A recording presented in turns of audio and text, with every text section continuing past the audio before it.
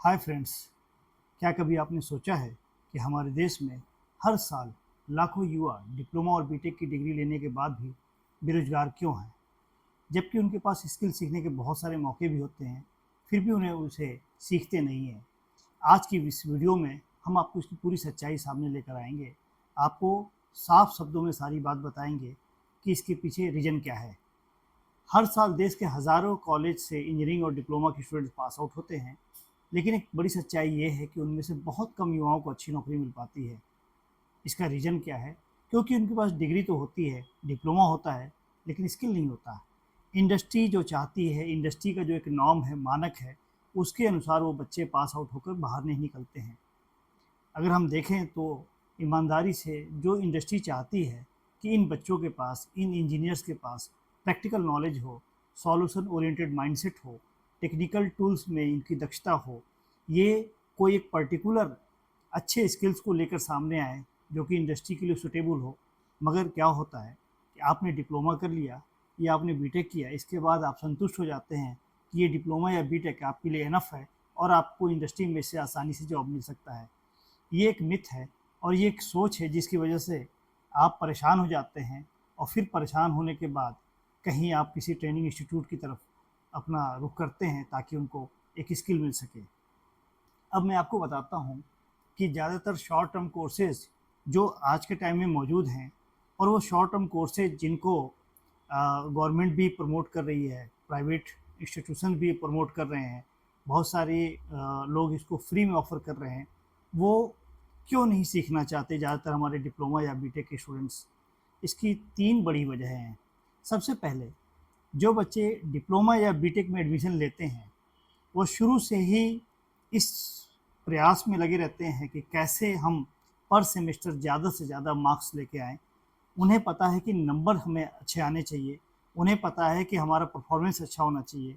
उनका बिल्कुल ध्यान नहीं होता है कि हमें अपनी इस पढ़ाई के साथ-साथ कुछ ऐसे स्किल प्रोग्राम्स हैं जिनको लेके चलना है, जिनको सीखते हुए चलना है, और वो स्किल्स ऐसे होते हैं जिसमें आप कह सकते हैं कि 2 इम्पोर्टेंट पिलर्स जिसको आप कहते हैं टेक्निकल स्किल्स और सॉफ्ट स्किल्स, ये 2 ऐसे लेग्स हैं जो आप अपनी पढ़ाई के साथ-साथ अगर इसको लेकर चलते हैं तो ये आपकी पढ़ाई कंप्लीट होते-होते, आपकी डिप्लोमा या डिग्री पूरा होते-होते आपको बहुत ज़्यादा सपोर्ट करता है। पहला टेक्निकल स्किल है। उस टेक्निकल स्किल को आप अपने डिज़ायर कोर्स के स्ट्रीम के हिसाब से सीख सकते हैं। अगर आप मैकेनिकल में हैं एग्जाम्पल के तौर पे, तो आप एमईपी की तरफ जा सकते हैं, एचवीएसी डिज़ाइनिंग की तरफ जा सकते हैं, एचवीएसी इंस्टॉलेशन एंड मेंटेनेंस की तरफ जा सकते हैं। ऐसे ही अगर आप इलेक्ट्रिकल में हैं तो इलेक्ट्रिकल डिज़ाइनिंग है, रेविट में है तो रेविट स्ट्रक्चर है, स्टैड प्रो है। बहुत सारे ऐसे कोर्सेज हैं जो शॉर्ट टर्म होते हैं, और ये सारे कोर्सेज आपको काफ़ी ज़्यादा हेल्प करते हैं जॉब सर्च करने में या जॉब मिलने में। तो ज़्यादातर स्टूडेंट्स को तो पहले ऐसे स्किल प्रोग्राम को उसके बारे में उनको जानकारी ही नहीं है। दूसरी गलतफ़हमी उनको ये लगता है कि ऐसे स्किल कोर्स उन लोगों के लिए है जो कि पुअर हैं या लो परफॉर्मर हैं, उन्हें अपनी इंजीनियरिंग के दौरान या अपने डिप्लोमा के दौरान इस तरह की स्किल की कोई ज़रूरत है ही नहीं। इस सोच के साथ वो इसको निगलेक्ट करते हैं, इसको नज़रअंदाज करते हैं, और ये सबसे बड़ा धोखा होता है। तीसरी जो सबसे बड़ी चीज़ है कि आप डिप्लोमा कर रहे हैं 3 साल, बीटेक कर रहे हैं 4 साल, लेकिन आपके पास कोई मेंटर नहीं है, कोई आपकी करियर काउंसलिंग करने वाला नहीं है।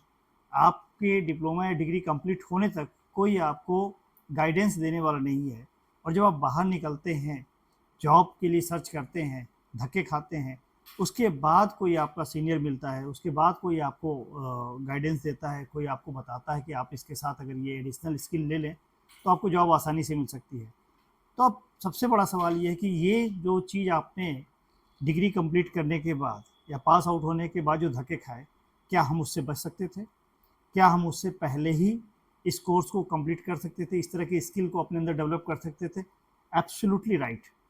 हम इस कोर्स को, इस तरह के ट्रेनिंग प्रोग्राम को ड्यूरिंग द कोर्स हम ये कर सकते थे, बड़े आसानी से कर सकते थे, लेकिन हमने नज़रअंदाज किया। जो 3 वजह मैं आपको बता रहा हूँ कि आपको लगता है कि इस तरह की स्किल की ज़रूरत ही नहीं है। दूसरा, आपको ये लगता है कि इस तरह की स्किल की ज़रूरत उनको है जो पुअर परफॉर्मर हैं, कमज़ोर हैं। और तीसरा ये लगता है कि आपको लगता नहीं है, बल्कि सही ये है कि आपको काउंसलिंग नहीं मिलती, आपको कोई गाइडेंस नहीं मिलता, जिसकी वजह से आप इसको इग्नोर करते हैं। अब क्या करेंगे आप? आपके लिए अब रास्ता क्या है? अगर आपने पास आउट कर लिया है तो अभी भी लेट नहीं हुआ है। आप विश्वास कीजिए, आपके डिप्लोमा या डिग्री के ऊपर स्किल की स्थिति ऐसी ही है, स्किल ऐसे ही है जैसे जैसे आपने कोई महंगी कुल्हाड़ी खरीदी और आपने उस कुल्हाड़ी पे चाहे जितने पैसे खर्च कर लिए हो, उसके शार्पनेस पे आप पैसे नहीं खर्च करना चाहते। तो आप जितनी मेहनत कर लेंगे, वो उस कुल्हाड़ी को उसकी शार्पनेस के बगैर आप सही तरीके से यूज़ नहीं कर सकते। ऐसे ही आपकी डिप्लोमा या बीटेक की डिग्री जब तक वो एक पर्टिकुलर स्किल से नहीं गुजरती है, जब तक इस तरह के स्किल आपके पास नहीं होते हैं, और सॉफ्ट स्किल आपके लिए बहुत ही इम्पॉर्टेंट होता है। आपको 80% से ज़्यादा तो ऐसे इंजीनियर्स हैं जिनको बोलना तक नहीं आता, अपने आप को प्रेजेंट तक नहीं कर पाते। तो ये सारे इश्यूज़ हैं। ऐसे मामलों में आपको अभी से बहुत अलर्ट होना होगा। जब जागो तब सवेरा है। जो लोग पास आउट हो चुके हैं, मैं उनसे रिक्वेस्ट करूंगा कि वो स्किल की तरफ आएँ, टेक्निकल स्किल लें, सॉफ्ट स्किल लें, अपने आप को पूरी तरीके से फोकस करें ताकि उनको इंडस्ट्री में आसानी से जॉब मिल सके। और जो लोग अभी पढ़ रहे हैं, मैं उनसे बहुत विनम्र निवेदन करूंगा कि प्लीज़ किसी धोखे में मत रहें।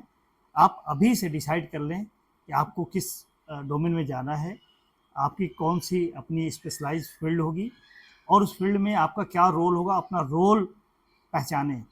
और आसान भाषा में मैं आपको सिखाऊं, आसान भाषा में अगर मैं समझाना चाहूँ तो एक क्रिकेट की टीम में हर एक प्लेयर का अपना एक रोल होता है।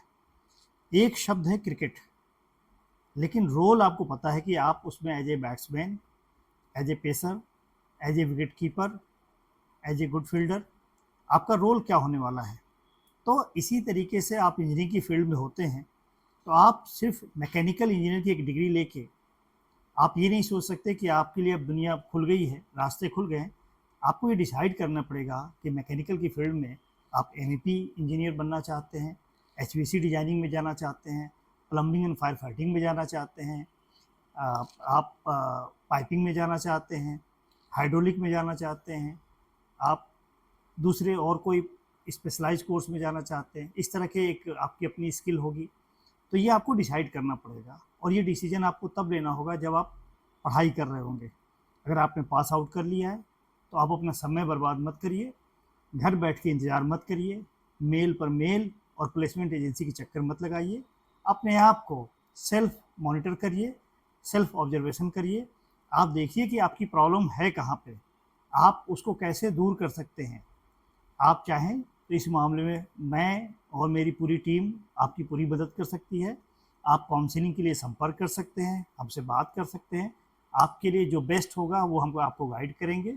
और आप अपना समय बिल्कुल ख़राब ना करें घर पे बैठ के या कहीं धक्के खाते हुए, बल्कि सबसे पहला ये काम करें कि आप सेल्फ ऑब्जर्वेशन में जाएं, समझें अपने आप को, थोड़ा सा स्टे करें, थोड़ा रुकें, थोड़ा ठहरें और सोचें जो आपके लिए बेहतर है आप उस तरफ ही मूव करें, उसी को फोकस करते हुए अपना 100% दें। आपके उज्जवल भविष्य की बहुत शुभकामनाएं। Thank you so much.